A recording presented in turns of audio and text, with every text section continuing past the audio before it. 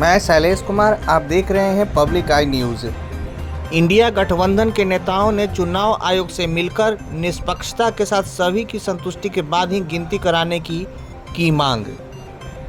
आज 3 जून को राष्ट्रीय जनता दल के राज्य कार्यालय के कर्पूरी सभागार में आज इंडिया गठबंधन के नेताओं की संयुक्त प्रेस वार्ता को संबोधित करते हुए राजद के राष्ट्रीय मुख्य प्रवक्ता मनोज कुमार झा ने कहा कि बिहार में एग्जिट पोल हमेशा फेल रहा है। जो लोग एग्जिट पोल पर उत्साह मना रहे हैं उन्हें निराशा हाथ लगेगी। खर्च का तमाशा देखा, जिसे लोग एग्जिट पोल के नाम से। एग्जिट पोल आप सब मुझसे ज्यादा बिहार को जानते हैं। बिहार में ये एग्जिट पोल सक्सेस से ज्यादा फेलियर हुआ। मैं नाम नहीं लूंगा एग्जिट पोल करने वालों का, नाज नहीं होगा और ऐसा होगा जिसके पीछे बिहार की जनता खड़ी होगी हमारे साथ, क्योंकि पोस्टल बैलेट बड़ी संख्या में आया है और आप सब जानते हैं पोस्टल बैलेट किनका होता है। वो उनका होता है जो बदलाव महसूस कर पाते हैं या बदलाव चाहते हैं।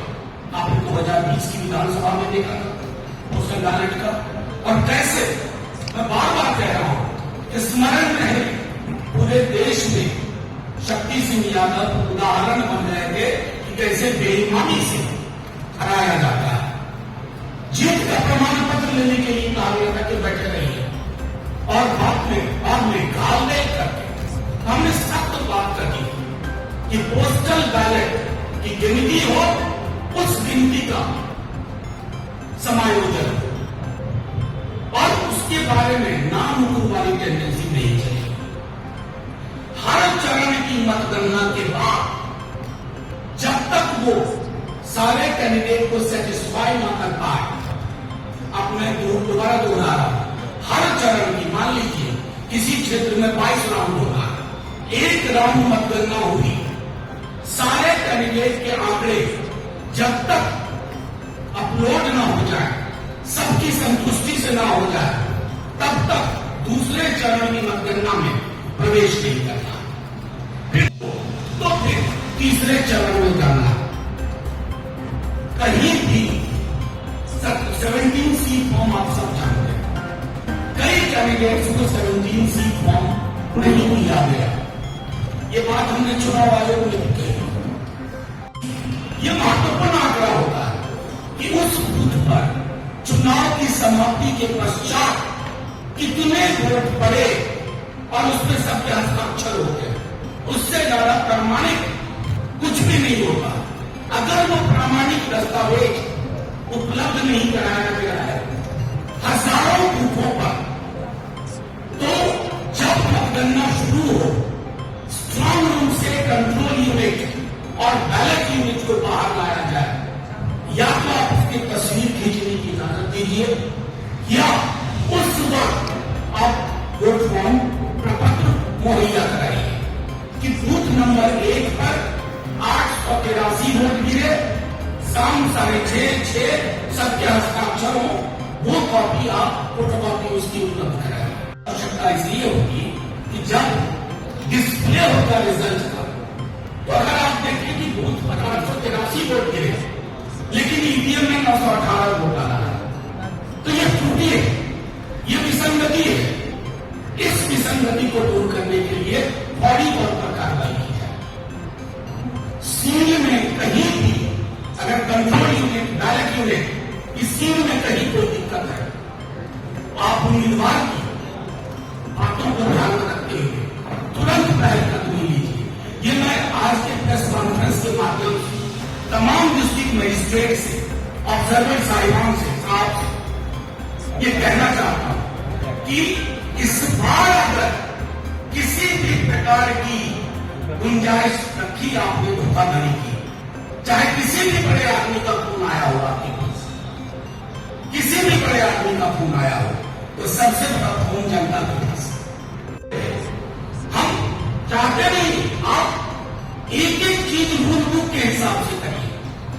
कानून की किताब में, इलेक्शन मैनुअल में 1961 की जो प्रावधान है उसके आलोक में आप एक एक चीज चाहे 17C का हो, काउंटिंग के हर चरण का मामला हो, या 17C में जैसे अब डिस्प्ले में आ गया कि इसको 400 हो, A को, B को 320 हो, C को 80 हो, D को 40 हो, ये जब तक लोग नोट ना कर ले काउंटिंग जगह और संतुष्टि के साथ नोट ना कर ले, आवश्यक हो तो आप फिर से डिस्प्ले बटन दबाइए रिजल्ट का, ताकि जिन्होंने नोट नहीं किया है वो नोट कर पाए। ये सारी चीजें हमने चुनाव आयोग को भी कही है, लिखित में दिया, मौखिक रूप से हम सब गए थे, हमने अपनी बात रखी। बस इतना बताना चाहते हैं कि एग्जिट पोल के मनोवैज्ञानिक ट्रिक में बिहार की जनता हंसने वाली नहीं है। देखा है एक तरफ नौकरी, गैस सिलेंडर 500 रुपए, महिलाओं को 1 लाख रुपए, सेना की भर्ती बहाली, रेलवे की नियुक्तियां, दूसरी तरफ भैंस खोल लेगा, मंगलसूत्र छीन लेगा, बिजलियां काट देगा, टोटी तोड़ लेगा, मंजिला करेगा। ये दो विमर्श का चुनाव था, दो विमर्श का चुनाव। और बिहार की जेपी कर्पूरी वाली जनता तेजस्वी यादव के नेतृत्व में जो पूरे महागठबंधन में, लेफ्ट पार्टी ने, वीआईपी ने, कांग्रेस ने, आरजेडी ने जो कैंपेन लॉन्च किया, उस कैंपेन के आधार पर मिनिमम हमारे साथी शक्ति जी तो आगे, मिनिमम 25+ सीट हम जीतने जा रहे हैं। आरजेडी प्रवक्ता मनोज झा ने कहा कि आज चुनाव आयोग से इंडिया गठबंधन के नेताओं का शिष्टमंडल मिला और मांग की कि सबसे पहले पोस्टल बैलेट की गिनती की जाए। 2020 के चुनाव की तरह बाद में गिनती न हो। इस बार अगर ऐसा हुआ तो जनता की ओर से प्रतिकार होगा। इस अवसर पर कांग्रेस के प्रदेश मुख्य प्रवक्ता श्री राजेश कुमार राठौर ने भी कहा कि एग्जिट पोल एग्जैक्ट परिणाम नहीं है। कई बिंदुओं पर चुनाव आयोग से बात हुई है। पोस्टल बैलेट पेपर की गिनती पहले कराने पर बात हुई।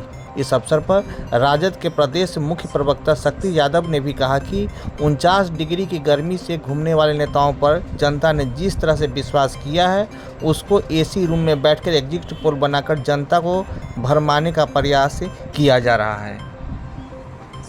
उन्होंने कहा कि जो भी निर्वाचित पदाधिकारी हैं वह कानून के दायरे में रहकर निष्पक्ष और नियमानुसार गिनती करें, ऐसा हम लोगों को विश्वास है।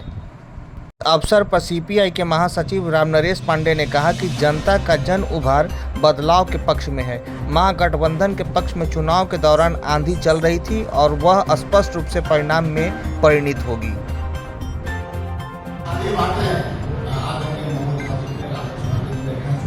कई महत्वपूर्ण बात है कि आप लोगों को चुनाव से एक दिन पहले बात शुरुआत से दो बातें स्पष्ट हैं।